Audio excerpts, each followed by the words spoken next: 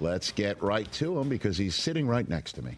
And it would be awkward for me not to introduce him. Ladies and gentlemen from the NFL Network, my buddy from NFL Insiders on NFL Plus, none other than Tom Pelissero. Tommy P here. Rich, good to see you. Good to see my boys live in person. Up, Tom? Here in the studio. How about that? Hey. They even get it when I'm here. Tom, Rich hates when people show us love, I think. That's so. not true. Just seems like That's not true. I appreciate the love being shown to you. You guys got nothing to do with it. My mom's watching. She loves Tom. I go, Tommy P is here. She goes, who? I go, hair guy.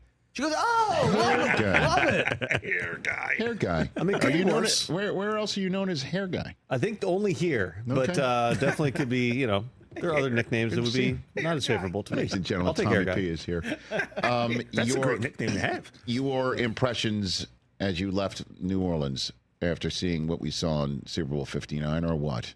I was asked, and I'm sure you were too, 100 different times by people either on the street or at opening night with, international German TV asking me who's going to win the game. Nice. And every time what I said was, by every objective measure, the Eagles should win. If you look at the way they're built, you look at the overall talent level, you look at the offensive and defensive lines, they should be the better team in this game. The chance that the Chiefs had were, it's Patrick Mahomes, and it's Andy Reid, and it's Travis Kelce, Steve Spagnuolo pulling up everybody else. The way the game unfolded was exactly what you think. Take all that stuff out, the magic of Mahomes and the big moments, all that. Take it all out. That's what it was going to look like. And you watched, the defensive line for the Eagles with a 4-man rush. I remember I looked up at around halftime at the pressure rates on the scoreboard, and it was blitz rate 0, pressure rate 48%.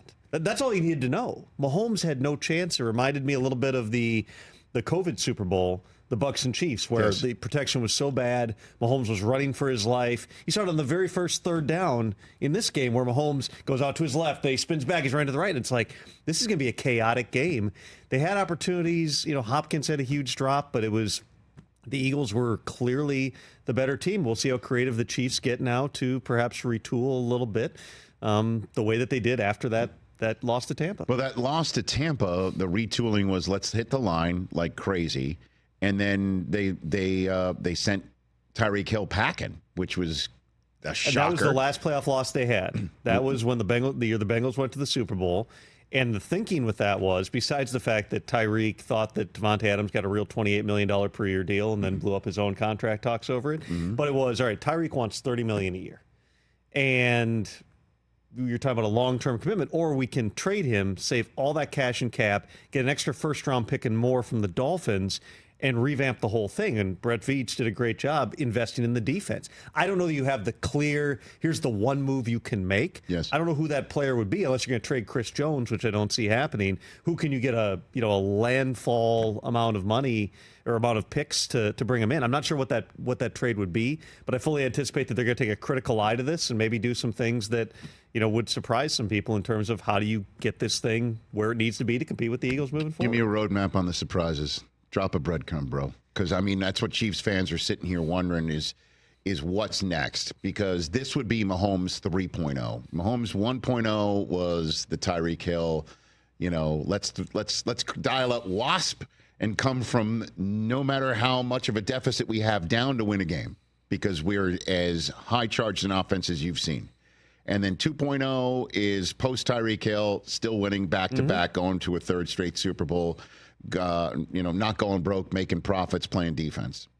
What's 3.0 look like?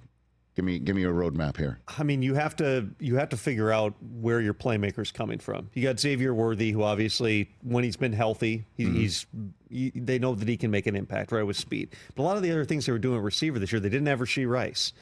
They brought back Juju. They brought back Mecole Hardman. They brought in Hopkins midstream.